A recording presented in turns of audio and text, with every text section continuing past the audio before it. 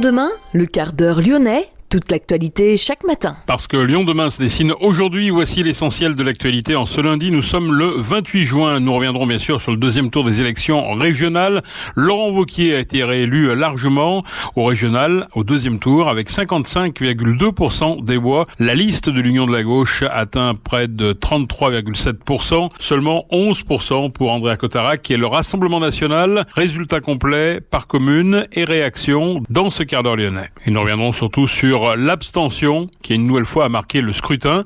Laurent Wauquiez lui effectue son premier déplacement aujourd'hui à la gare de la Part-Dieu pour aller à la rencontre des policiers de la SUGE chargés de la sécurisation des lignes SNCF. En ce qui concerne les élections départementales, le quasi-grand chelem est fait avec 12 cantons remportés par l'Union de la droite et du centre. Le dernier canton, celui de l'Arbrel, échappe à la majorité pour revenir à la République en marche. La métropole de Lyon installe un radar pédagogique dans la montée de Choulan, après le terrible accident qui a coûté la vie à un jeune garçon de 16 ans. Et puis côté sport, l'Asvel, championne de France. Lyon demain, le quart d'heure lyonnais, toute l'actualité chaque matin. Gérald de Bouchon. Bonjour à tous et bienvenue dans ce quart d'heure lyonnais. Les régionales, Laurent Wauquiez a donc été réélu largement avec 55,17% des voix. La liste de l'Union de la gauche menée par l'écologiste Fabienne Grébert atteint 33,65%, 11,18% des voix. Andréa Cotarac en troisième position. Pour la liste de Fabienne Grébert, 51 sièges. Pour celle de Laurent Wauquiez, 136. Et pour celle d'Andréa Cotarac, 17. Laurent Wauquiez pouvait savourer sa large victoire hier soir. C'est un moment très fort. Mais cette victoire franche, elle nous rappelle aussi une leçon essentielle en politique.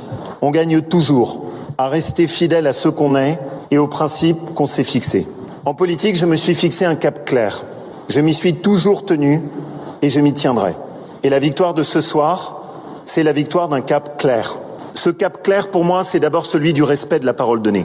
Je sais trop à quel point la politique s'abîme dans cette litanie des promesses qui sont non tenues. En politique, ce qui compte, si l'on veut se reconstruire, c'est de retrouver le sens de l'action, agir, tout est là. Mais le respect de la parole donnée, c'est aussi la constance des convictions. Et pour moi, c'est fondamental. La défense des classes moyennes, le refus de tout compromis par rapport au communautarisme, la sécurité, dont nous avons fait notre priorité dans cette région depuis 5 ans. Les terres de l'extrémisme sont celles qu'on lui abandonne quand on ne voit pas ce qui se passe dans le pays et quand on renonce à agir. La liste de l'Union de la gauche menée par Fabienne Grébert, écologiste, affiche l'un des meilleurs scores cumulés des écologistes et des forces de gauche, a fait remarquer la candidate.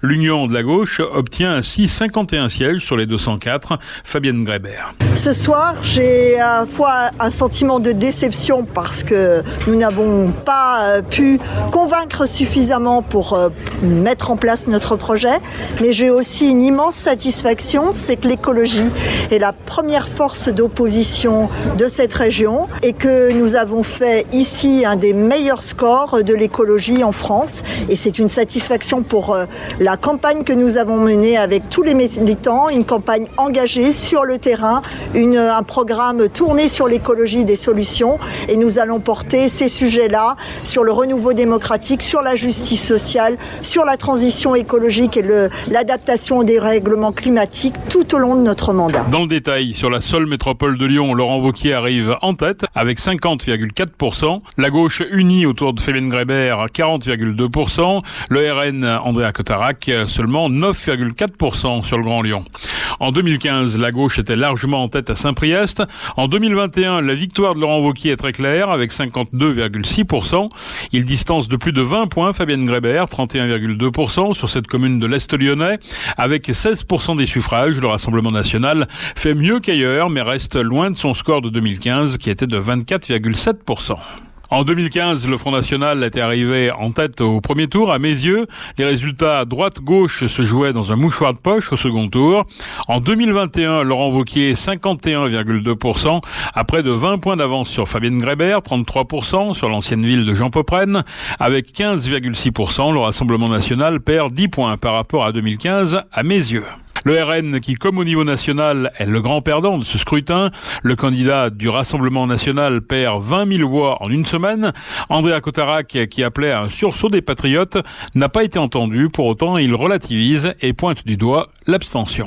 C'est une assemblée régionale qui est avec une légitimité de moins en moins importante. 80% des jeunes se sont abstenus, plus de 72% des ouvriers se sont abstenus. Je pense que c'est ça véritablement le sujet sur lequel il faudra travailler pour connaître les raisons d'une telle crise démocratique locale dans notre pays. Je pense que c'est une claque vraiment pour tous les élus qui sont élus. Quand on a un président sortant qui est réélu avec 15% des inscrits, je pense qu'on ne doit pas même se payer le luxe de commenter tel ou tel résultat. On aura un groupe qui va travailler à fond de toutes ses forces durant un mandat entier pour protéger les Auvergnats et les Rhône-Alpins comme nous l'avions promis. Laurent Wauquiez arrive en tête, 53% à Bron, dans l'ancien fief socialiste de Jean-Jacques Caran, géré aujourd'hui par le LR Jérémy Bréau. Fabienne Grébert obtient 38,3% des suffrages, 45,8% pour la gauche en 2015. Le Rassemblement national suit loin derrière, avec 8,6% des voix contre 17,8% en 2015 à Bron. La gauche résiste à Villeurbanne, en revanche, avec 54% des suffrages. Fabienne Grébert est en tête dans la deuxième ville du département. Elle devance largement Laurent Wauquiez, 35,2%, et Andréa Cotarac, 10,2%.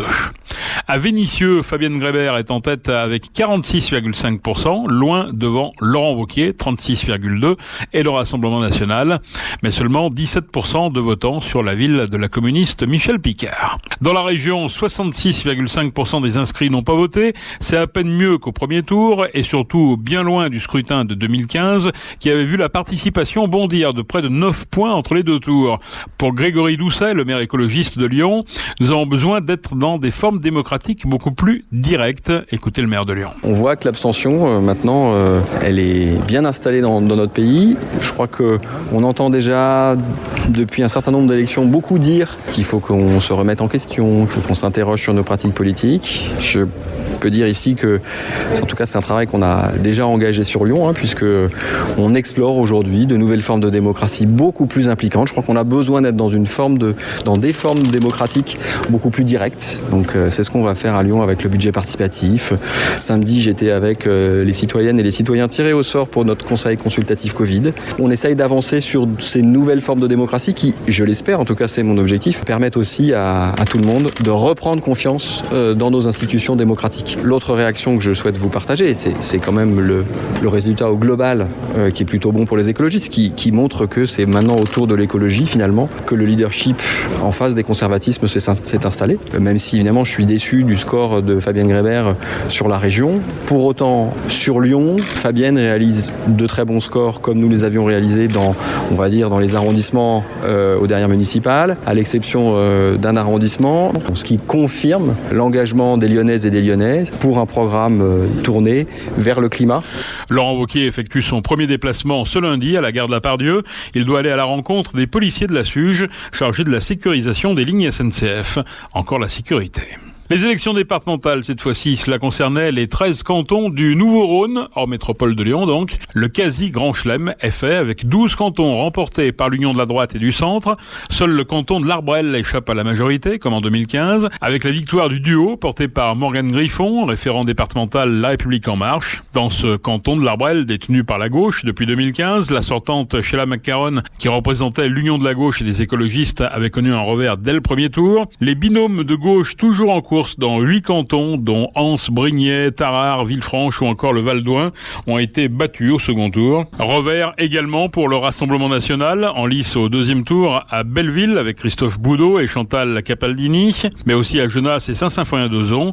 Là aussi, c'est la droite et le centre qui l'emportent. Le président sortant LR du conseil départemental exprimait hier soir sa satisfaction dans les salons de la préfecture. 12 cantons sur 13, on est parti à 12 et on revient à 12, voilà, donc on rate le canton de l'Arbrel qui était de gauche, le seul qui nous avait échappé il y a 6 ans. On le rate cette fois, donc il faut prendre ça avec, je dirais, avec ironie ou avec malice.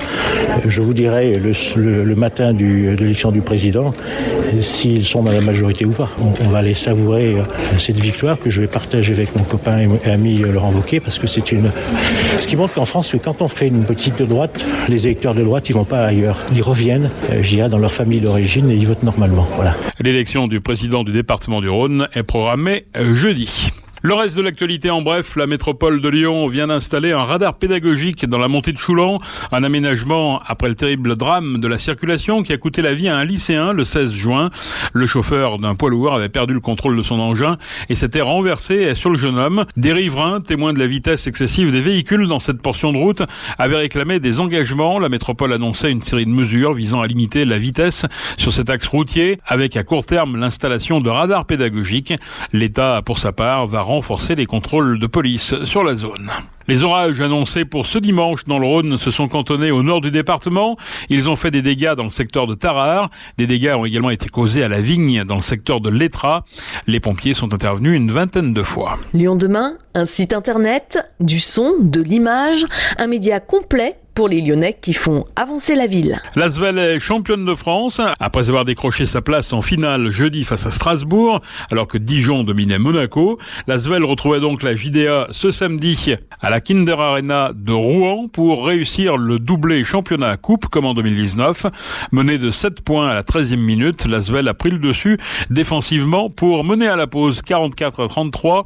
Elle a conservé cet avantage en deuxième mi-temps pour s'imposer finalement 77-63. Et puis en lancer de disque, Mélina Robert-Michon remporte son 35e titre de championne de France. La disco-ball lyonnaise n'a pas tremblé au championnat de France à Angers en remportant son 20e titre national estival et le 35e en tout avec un jet à 60,88 m. C'est la fin de ce quart d'heure lyonnais. Merci de l'avoir suivi. On se retrouve demain, même heure, même antenne. En attendant, restez prudents, passez une bonne journée.